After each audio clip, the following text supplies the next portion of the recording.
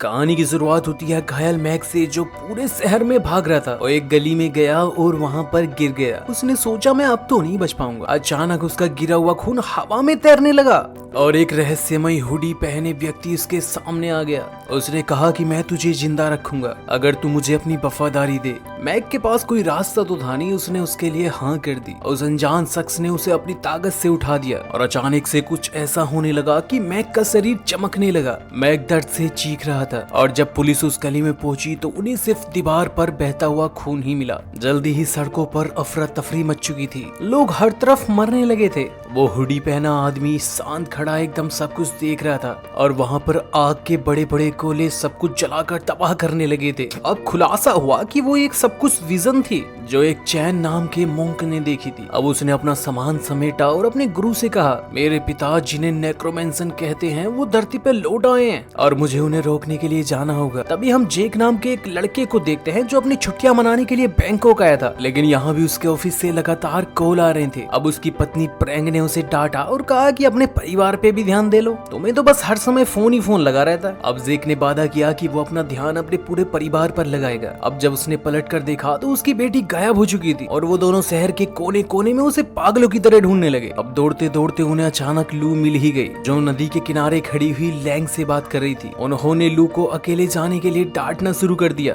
अब उन्होंने चैन का शुक्रिया अदा किया, लेकिन चैन पहले से ही जैक का नाम और उसका चेहरा पहचानता था और उसने कहा कि हमारा मिलना तो तय है और जैक वही है जो मौत के समय में पैदा हुआ था। अब उसने जैक को चेतावनी दी कि उसे बहुत बड़ी मुश्किलों का सामना करना होगा और ये भी हो सकता है कि उसे सब कुछ खोना पड़ जाए। अब जैक को लगने लगा कि ये तो पागल इंसान है और खामखा की बातें कर रहा है। बाद में मॉल में लू की आइसक्रीम उसकी टी शर्ट पर गिर गई। अब प्रैंग उसको बाथरूम में ले गई इसको साफ करने के लिए। उसी वक्त मैक मॉल में आ गया और एक आदमी से टकरा गया। अब उसने अपना लॉलीपॉप एक आदमी को पकड़ाया और उसको गोली मार दी। लोगों ने घबराकर भागना शुरू कर दिया। मैक अंधाधुंध गोलियां चला रहा था। मॉल में आए सदस्यगण और उसके एम्प्लॉय भी सारे मारे जा चुके थे। अब अचानक से भगदड़ सी मच गई और इस बीच बड़ी मुश्किलों से जैक उस भीड़ को धकेलते हुए अपने परिवार के पास पहुंचा। अब उसने उनसे कहा कि बाथरूम में ही छुपे रहना, मैं लोगों की मदद करने के लिए जा रहा हूँ। उस दौरान ऑफिसर एरिड भी मॉल के अंदर आ गया। अगले सीन में जॉन मैक पर अपनी गन तान देता है और उसको सरेंडर के लिए बोलने लगता है, लेकिन मानो उसे तो कोई फर्क ही नहीं पड़ रहा था। अब मैक भी अचानक से गोलियां चलाने लगा और फिर से जैक को वहां पर छुपना पड़ गया। बाहर पुलिस और एक आग बुझाने वाली टीम ने पूरे मॉल को घेरा हुआ था। जैक अब मैक को पागल कह के उसे उकसाने लगा था और मौका देखकर उसने फटाक से गोली चला दी, जिसके बाद मैक घुटनों पर गिर पड़ा। अब मैक कितना बेपरवाह लग रहा था, मानो उसे कुछ भी ना हुआ हो। उस पर गोली का कोई असर ही नहीं हुआ। अब उसने जैक का शुक्रिया अदा किया। उसने कहा कि मुझे मारने के लिए शुक्रिया, अब मेरा काम पूरा हो चुका। अचानक मैक का शरीर चलने लगा और वो ब्लास्ट हो गया। अब मॉल जोर जोर से हिलने लगा। अचानक मॉल के ऊपर उड़ता हुआ धुआं एक खोपड़ी बन गया और आग शहर के हर कोने में फैलने लगी। अब प्रैंग लू को बाथरूम से खींचकर बाहर ले आई। उन्होंने देखा कि एक आदमी दूसरे आदमी का सर लगातार काउंटर पर पटक रहा था और वहाँ डेस्क पर एक लाश पड़ी हुई थी और अचानक एक पागल आदमी ने कोने से निकलकर उन पर हमला कर दिया। अब प्रैंग और लू एक्सीलेटर की तरफ भागे, लेकिन और भी पागल लोग उनके पीछे आने लगे। अब वो वहाँ पर उन सभी से लड़ने लगी। अब वो दोनों वहाँ से भागते हुए बचने की कोशिश कर रहे थे। अब उनके सामने अचानक से एक बस आई, लेकिन जैसे ही उसका ड्राइवर निकला तो उस पर किसी ने हमला कर दिया। सभी इंसान एक दूसरे को पागलों की तरह मार रहे थे। अब एक अजनबी इंसान लू पर अचानक हमला करने आ गया और प्रैंग ने उसे पीछे से हमला करके मार गिराया। उधर जेक और एरिक होश में आ चुके थे और उन्हें ये यकीन नहीं हो रहा था कि वे ब्लास्ट के इतने पास होने से बच कैसे गए हैं। अब उन्होंने देखा कि इतना बड़ा धमाका होने के बाद भी उनके पास कोई लाश ही नहीं है। अब एरिक को कुछ खून के दाग मिले। उसने देखा कि ये खून तो बहुत पुराना लग रहा है। अब उन्हें कुछ आवाजें सुनाई देने लगी और वो उसको जांचने के लिए उसके पीछे चले गए। अब उन्हें एक औरत दिखी जिसके हाथ में चाकू था और वो अचानक से एरिक पर झपट पड़ी और उसने एरिक को चाकू घोंपकर मार डाला। जैक ने जब उस पर गोलियां चलाई तो मानो उसका कुछ असर ही ना हो रहा हो। अब उस लड़की ने जैक पर भी हमला करना शुरू कर दिया। अब उन दोनों के बीच हाथापाई होने लगी। अचानक से जैक ने उस लड़की का सर पटक दिया और वहाँ से भाग निकला। अब वो औरत भी उस इंसान को पागलों की तरह ढूंढने लगी। उस औरत के हाथ पैर अचानक लंबे हो गए और वो छत पर चलने लगी। भाई कमाल है। अब जॉन बेचारा वहाँ पर छुपता फिर रहा था। अब अचानक उस औरत ने उसे देख लिया और उसे वहाँ से खींच लिया। अब घबराकर जैक ने उसे जैसे तैसे धक्का दे दिया और वहाँ से फिर से भागने लगा। क्या मुसीबत है यार। अब वो दौड़कर जल्दी से बाथरूम के अंदर चला गया, लेकिन उसने वहाँ पर देखा कि वहाँ पर कोई नहीं है। अब वो अपनी पत्नी और अपनी बच्ची को ढूंढने के लिए मॉल के आखिरी हिस्सों में चला गया। अब जैक ने देखा कि सारा खाना वहाँ पर सड़ चुका था, लेकिन अचानक उस औरत ने उस पर फिर से हमला कर दिया। अब जैक ने हिम्मत दिखाते हुए आसपास के तारों से उस औरत को बांध दिया। अगर वो ऐसा ना करता तो ये तो भाई पीछा नहीं छोड़ती इसका। उधर टैंग और लू वहाँ से भागकर बस स्टेशन की तरफ पहुँच गई। वहाँ पर लोग एक दूसरे पर अभी भी हमला कर रहे थे। उन दोनों ने वहाँ से छुप छुपा कर निकलने की कोशिश की। अब एक आदमी ने उनका रास्ता रोक दिया। अब उन्होंने एक गाड़ी देखी जिसमें नॉर्मल लोग उन्हें बुला रहे थे और वे फाइनली उस गाड़ी में चले गए। अब बस का ड्राइवर उनसे कहता है कि बस चल तो सकती है, लेकिन उनकी चाबी बस से बाहर गिरी पड़ी है और उनमें से किसी में भी बस की चाबी लेने की हिम्मत ही नहीं हो रही। अब प्रैंक तुरंत वहां से भागकर चाबी उठाने चली गई और जैसे ही वो बस में वापस आने लगी तो पागल आदमी फिर से उसे पीछे खींचने लगे। अब लू ने रोते हुए अपनी माँ का हाथ पकड़ लिया, लेकिन तभी एक पैसेंजर हिम्मत करके बाहर आ गया और दोनों आदमियों से लड़कर प्रैंक को बचाने लगा। अचानक बस चलने लगी, लेकिन वो इंसान उन पागल लोगों के हाथों मारा गया। बस ज्यादा दूर नहीं जा पाई क्योंकि रास्ता ब्लॉकेज हो रखा था, इसलिए प्रैंक और लू फिर से पैदल चलने लगे। कुछ देर बाद वे अपने होटल तक पहुंच गए। उन्होंने देखा कि वहां भी लाशें ही लाशें पड़ी थी। जब वो ऊपर पहुंची तो उन्होंने देखा कि एक आदमी एक औरत से लड़ रहा है। अब वे दोनों एक कमरे के अंदर आ गए जहां पर उन्होंने एक चैन की सांस ली। अब अचानक उन्होंने खिड़की से बाहर देखा और बाहर का नजारा देखकर चौंक गई। पूरा शहर आग में जल चुका था। अब प्रैंक कमरे का फोन ट्राई करने लगी, लेकिन वो भी काम नहीं कर रहा था। अब मॉल में जैक अकेला चल रहा था। अब उसने देखा कि सारी स्क्रीन्स खराब हो गई हैं। अब उसने देखा कि जिस औरत को वो बांध कर आया था वो फिर से आ गई। भाई ये नहीं छोड़ने वाली तुझे, वो एक खून के। अब उसने देखा कि वो लड़की एक खून के पोर्टल के अंदर चली गई। अब जैक ने उसके पीछे जाने का फैसला किया। अब उस पोर्टल ने जैक को एक बस स्टेशन पर ट्रांसफर कर दिया जो एकदम खाली लग रहा था। अब जैसे ही जैक ने ऊपर देखा कि बिल्डिंग के ऊपर एक बहुत बड़ा शैतान खड़ा हुआ था और वो क्रिएचर इतना ताकतवर था जिस बस पर भी कदम रखता वो टूट जाती। अब जैक उससे बचने के लिए पूरे शहर में भागने लगा और वो शैतान इमारतों को गिराता हुआ इसका पीछा कर रहा था। जैक ने एक गाड़ी में घुसकर उस शैतान से बचने की कोशिश की। अब पीछे इमारतें गिर रही थी, इसलिए वो वापस भी नहीं जा सकता था। अचानक से एक दरवाजा खुला और चैन ने उसको खींच लिया और वो उसे अपने मंदिर में ले आया। अब चैन ने बताया कि तुम अभी एक दूसरी दुनिया में हो जिसे हिंड्रेंस कहा जाता है। ये जगह स्वर्ग और नर के बीच की है। यहाँ पर वो आत्माएं होती हैं जो अपना रास्ता भटक चुकी होती हैं। अब उसने उसे बताया कि तुम गेट कीपर हो। उसने बताया कि जब तुमने मैक को मारा था तो एक खास रस्म पूरी हो चुकी थी और इसलिए ही वो आदमी मरने के बाद हंस रहा था। और उसने बताया कि इन सब में जिसका हाथ है वो मेरा पिता है। अब उसने बताया कि डिमंस मिल्क धरती के सारे इंसानों पर कब्जा कर लेंगे। अब उसने बताया कि तुमने गेट खोल तो दिया है, लेकिन इस गेट को तुम ही बंद कर सकते हो। अब जैक को भी उसकी बातों पर यकीन नहीं हो रहा था।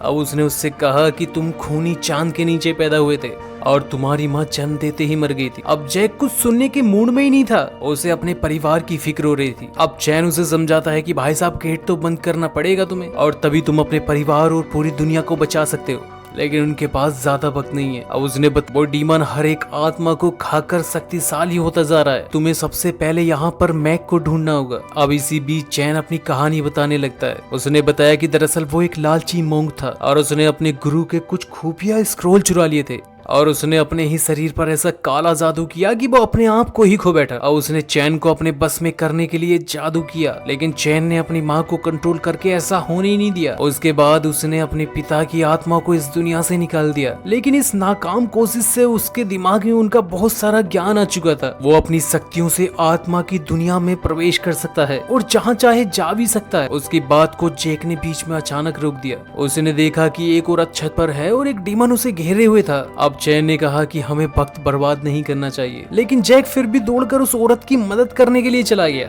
उसने एक लोहे का सरिया पकड़ा और छत की तरफ बढ़ने लगा, जहां पर उसे बहुत सारे डीमंस दिखाई देने लगे। तेजी से वो उन्हें एक एक करके मार कर नीचे गिरा रहा था। अब जब जैक ने उस औरत को देखा तो उसने देखा ये तो मेरे मॉल में थी भाई, और ये तो हाथ धोकर मेरे पीछे पड़ी थी। अब वो औरत उसे देखकर वहां पर रोने लगी। अब वो पछता रही थी कि कैसे उसने अपनी पति को धोखा दे दिया और यही वजह थी कि उसकी आत्मा अभी भी भटक रही है। तभी अचानक से बड़ा डीमन उनके पास आ गया और सारी बिल्डिंगों को नस्ते नाबूद करने लगा।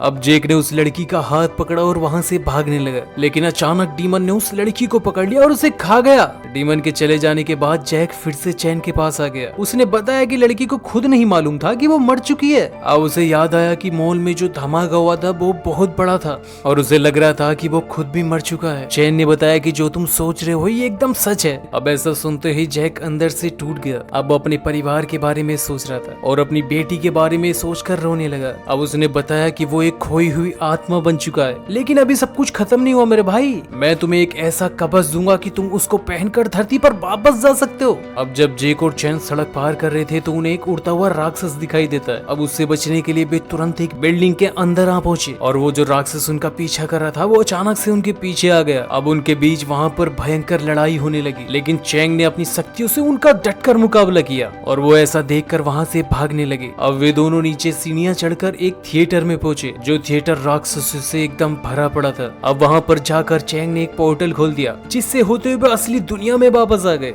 और यहाँ पर वे डेमंस किसी का शरीर काबू किए बिना किसी का पीछा नहीं कर सकते। अब जब जैक ने अपने आप को शीशे में देखा तो उसने पाया कि वो एरिक के शरीर में घुसा हुआ है। खुद को किसी और के शरीर में देखना उसके लिए बहुत दर्दनाक था। अब चैन ने उसे अपनी एक पुरानी बंदूक दे दी, जो एक खास तरह की गोलियों का इस्तेमाल करती थी, और एक खास तरह का चाकू भी दिया और उसने कहा कि ये दोनों हथियार मैक को मार सकते हैं। और इसी दौरान मैक ने जैक के शरीर को अपने बस में कर लिया था, यानी यहाँ पर क्रॉस मल्टीप्लाई हो चुकी थी। वो इस शरीर का इस्तेमाल करके होटल में प्रैग के पास पहुंचा। अब उन दोनों को जैक की बहुत चिंता हो रही थी, लेकिन मैक को उनसे बात करना ही नहीं आ रहा था और वो आईने में अपने असली रूप को घूर रहा था। अब लू उससे कई सवाल पूछने लगी। अब मैक ने उसे मॉल में मिली चली हुई गुड़िया पकड़ा दी। अचानक कमरे का फोन बजने लगा और मैक ने खुशी से कॉल उठा लिया और साथ ही वो कुछ लिखने लगा। अब जैसे ही जैक अपने परिवार से मिलने आया तो मैक उन्हें लेकर के वहां से फरार हो चुका था और वहां पर सिर्फ वो डॉल पड़ी हुई थी। अब चैन को फोन के पास उसका नोट मिला। अब जैसे ही जैक अपने परिवार को बचाने के लिए जाता है तो वो उन्हें पहचान ही नहीं पाता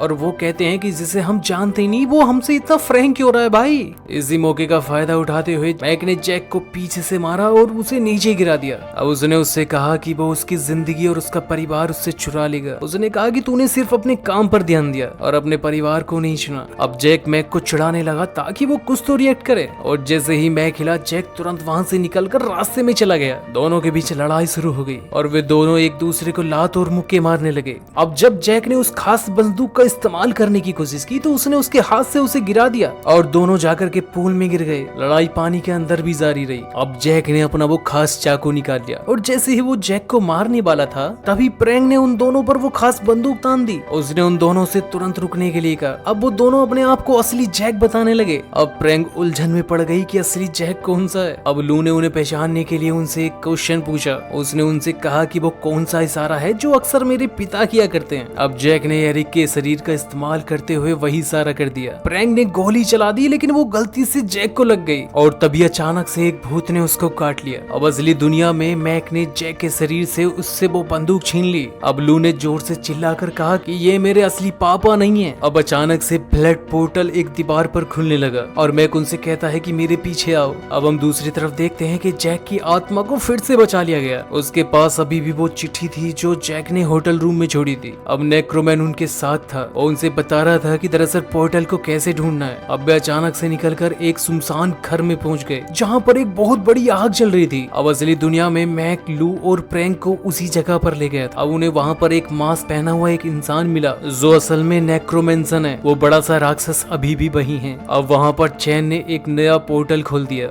अब नेक्रोमैन ने लू के शरीर को उड़ाकर उसे गेट पर लटका दिया। वो उसे मारने की तैयारी करने लगा ताकि उसका काला जादू पूरा हो जाए, लेकिन तभी वहां जैक ने आकर उसे रोक दिया। लड़ाई शुरू हो चुकी थी और वहां पर अचानक से एक आदमी ने जैक पर हमला करना शुरू कर दिया। अब जैक ने उस खास चाकू की मदद से सबको मारना शुरू कर दिया। मैक भी लड़ाई में आ चुका था और उसने उस खास बंदूक से जैक को मारने की कोशिश की। अब जैक ने किसी तरह से बचकर उसका हथियार गिरा दिया। जब वे दोनों लड़ रहे थे तो अचानक से प्रैंक वहां से छूट गई थी। अब उसने नेक्रोमैन के हाथ पर गोली चला दी ताकि वो लू को वहां से छोड़ सके, लेकिन अचानक से एक आदमी उसके ऊपर टूट पड़ा और उसे वहां से गिरा दिया। अब काफी कोशिशों के बाद वे मैक को मारने में कामयाब रहे और उसकी आत्मा निकल के हिंड्रेंस में चली गई। अब वो बड़ा राक्षस उससे तुरंत निगल गया। उसके बाद चैन नेक्रोमेंसन के सामने आकर उसका ध्यान भटकाने लगा। ताकि जैक पीछे से उस पर हमला कर सके। मरने से पहले नेक्रोमैंसर ने उन्हें बताया कि गेट को बंद करने का सिर्फ एक ही तरीका है, जैक को उसके पार जाना होगा।